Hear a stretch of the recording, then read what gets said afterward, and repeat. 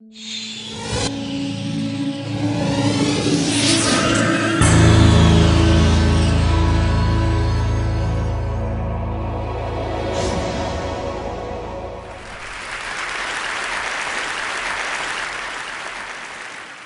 it's 1995. I'm in college. And a friend and I go on a road trip from Providence, Rhode Island to Portland, Oregon. And you know, we're young and unemployed, so we do the whole thing on back roads, through state parks and national forests, basically the longest route we can possibly take.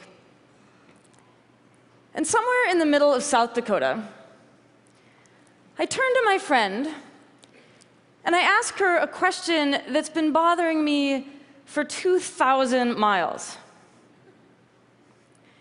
What's up with the Chinese character I keep seeing by the side of the road? My friend looks at me totally blankly. There's actually a gentleman in the front row who's doing a perfect imitation of her look. And I'm like, you know, all the signs we keep seeing with the Chinese character on them. She just stares at me for a few moments. And then she cracks up, because she figures out what I'm talking about.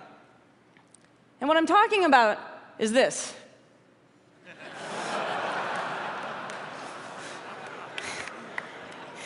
Right, the famous Chinese character for picnic area. I have spent the last 5 years of my life thinking about situations exactly like this. Why we sometimes misunderstand the signs around us, and how we behave when that happens, and what all of this can tell us about human nature. In other words, as you heard Chris say, I've spent the last 5 years thinking about being wrong. This might strike you as a strange career move. But it actually has one great advantage: no job competition. In fact, most of us do everything we can to avoid thinking about being wrong, or at least to avoid thinking about the possibility that we ourselves are wrong. You know, we get it in the abstract. We all know everybody in this room makes mistakes. The human species in general is fallible. OK, fine. But when it comes down to me right now, to all the beliefs I hold here in the present tense, suddenly all of this abstract appreciation of fallibility goes out the window. And I can't actually think of anything I'm wrong about. And the thing is, you know, the present tense is where we live. We go to meetings in the present tense. We go on family vacations in the present tense. We go to the polls and vote in the present tense. So effectively, we all wind up kind of traveling through life sort of trapped in this little bubble of feeling very right about everything. I think this is a problem. I think it's a problem for each of us as individuals in our personal and professional lives. And I think it's a problem for all of us collectively as a culture. So what I want to do today is, first of all, talk about why we get stuck inside this feeling of being right. And second, why it's such a problem. And finally, I want to convince you that it is possible to step outside of that feeling. And that if you can do so, it is the single greatest moral, intellectual, and creative leap you can make. So why do we get stuck in this feeling of being right? One reason actually has to do with the feeling of being wrong. So let me ask you guys something. Or actually, let me ask you guys something, because you're right here. How does it feel emotionally? How does it feel to be wrong? Dreadful. Thumbs down. Embarrassing. OK, wonderful, great. Dreadful, thumbs down, embarrassing. Thank you. These are great answers. But they're answers to a different question. You guys are answering the question, how does it feel to realize you're wrong? Realizing you're wrong can feel like all of that, and a lot of other things, right? I mean, it can be devastating. It can be revelatory. It can actually be quite funny, like my stupid Chinese character mistake. But just being wrong doesn't feel like anything. I'll give you an analogy. You remember that Looney Tunes cartoon where there's this kind of pathetic coyote who's always chasing and never catching a roadrunner? In pretty much every episode of this cartoon, there's a moment where the coyote is chasing the roadrunner, and the roadrunner runs off a cliff, which is fine. He's a bird. He can fly. But the thing is, the coyote runs off the cliff right after him. And what's funny, at least if you're 6 years old, is that the coyote's totally fine too. He just keeps running. Right up until the moment that he looks down and realizes that he's in midair. That's when he falls. When we're wrong about something, not when we realize it, but before that, we're like that coyote after he's gone off the cliff and before he looks down. We're already wrong. We're already in trouble. But we feel like we're on solid ground. So I should actually correct something I said a moment ago. It does feel like something to be wrong. It feels like being right. So this is one reason, a structural reason, why we get stuck inside this feeling of rightness. I call this error blindness. Most of the time, we don't have any kind of internal cue to let us know that we're wrong about something until it's too late. But there's a second reason that we get stuck inside this feeling as well, and this one is cultural. Think back for a moment to elementary school. You're sitting there in class, and your teacher is handing back quiz papers. And one of them looks like this. This is not mine, by the way. So there you are in grade school, and you know exactly what to think about the kid who got this paper. That's the dumb kid, the troublemaker, the one who never does his homework. So by the time you are 9 years old, you've already learned, first of all, that people who get stuff wrong are lazy, irresponsible dimwits. And second of all, that the way to succeed in life is to never make any mistakes. We learn these really bad lessons really well.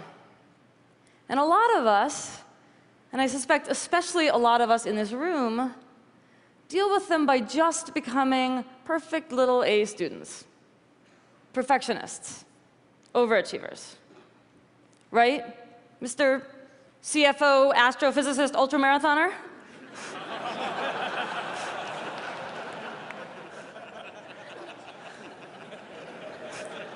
You're all CFO, astrophysicist, ultramarathoners, it turns out. Okay, so fine, right? Except that then we freak out at the possibility that we've gotten something wrong. Because according to this, getting something wrong means there's something wrong with us. So we just insist that we're right, because it makes us feel smart and responsible and virtuous and safe. So let me tell you a story. A couple of years ago, a woman comes into Beth Israel Deaconess Medical Center for a surgery. Beth Israel's in Boston. It's the teaching hospital for Harvard, one of the best hospitals in the country. So this woman comes in, and she's taken into the operating room. She's anesthetized. The surgeon does his thing, stitches her back up, sends her out to the recovery room. Everything seems to have gone fine. And she wakes up, and she looks down at herself, and she says, "Why is the wrong side of my body in bandages?" Well, the wrong side of her body is in bandages because the surgeon has performed a major operation on her left leg instead of her right one. When the vice president for healthcare quality at Beth Israel spoke about this incident, he said something very interesting. He said, for whatever reason, the surgeon simply felt that he was on the correct side of the patient.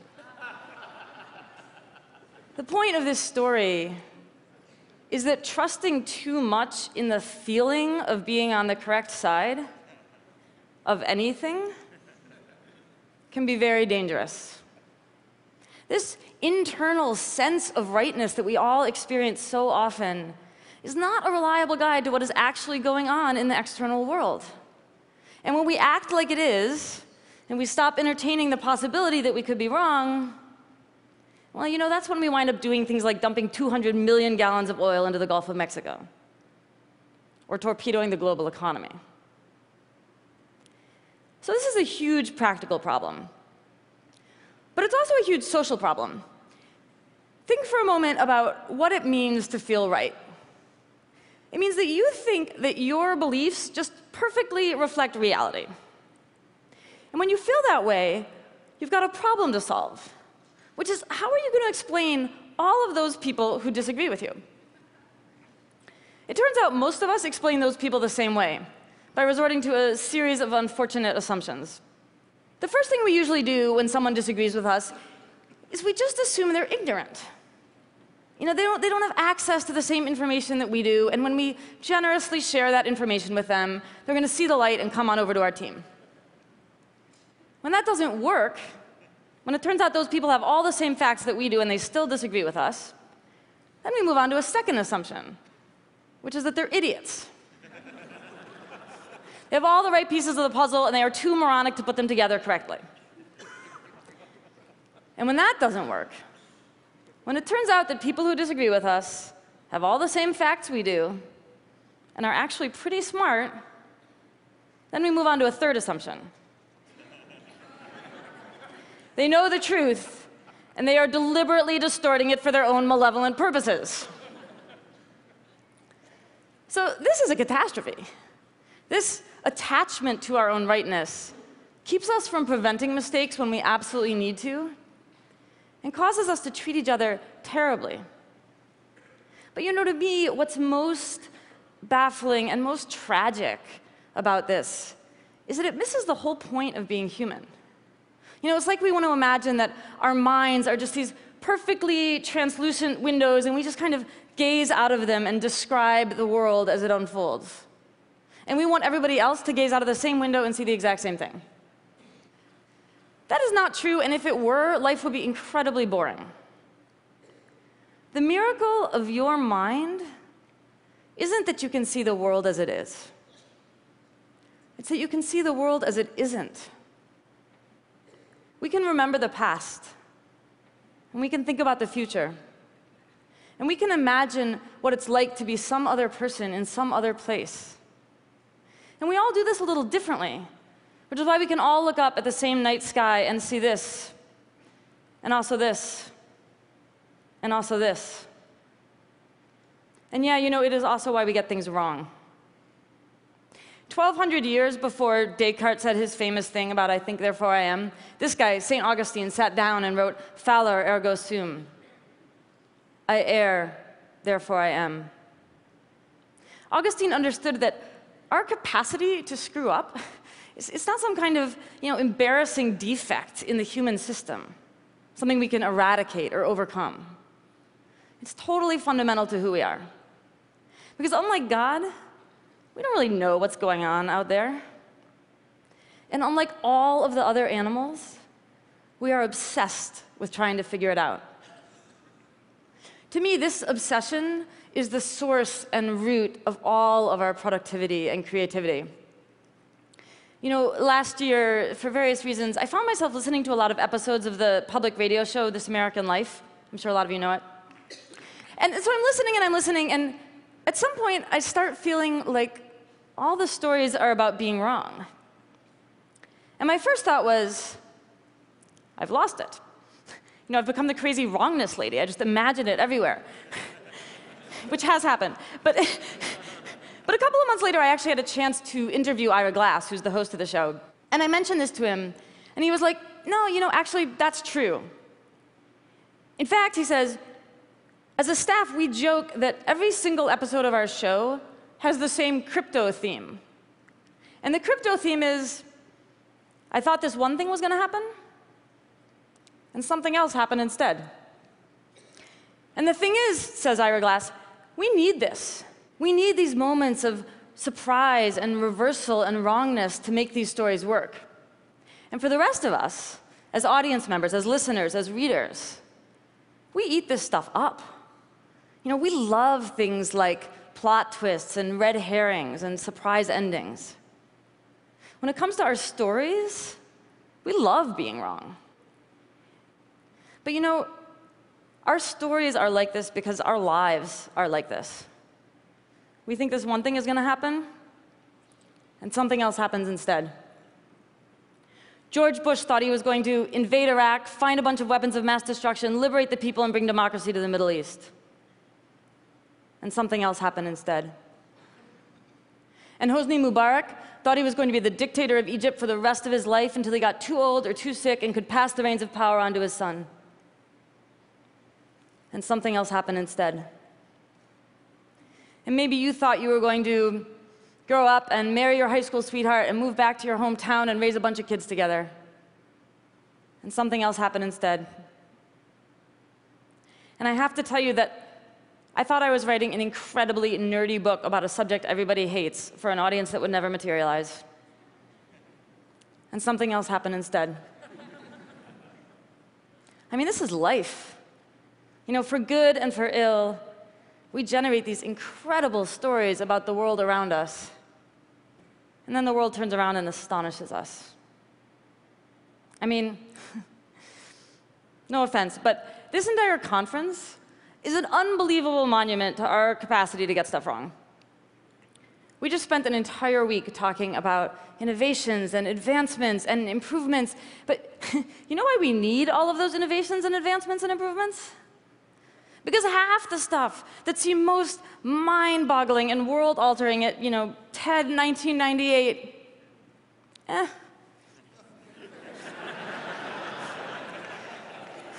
didn't really work out that way, did it? You're like, where's my jetpack, Chris?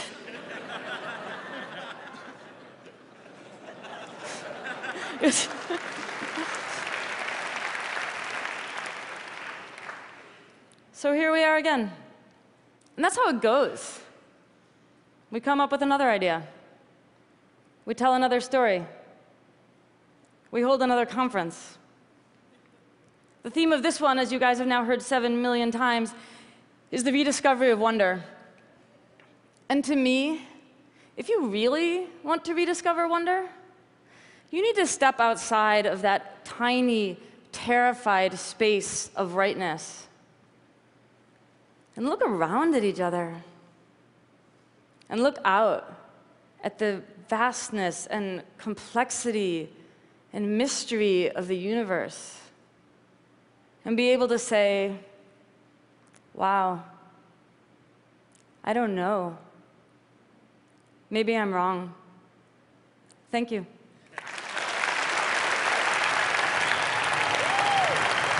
Thank you, guys.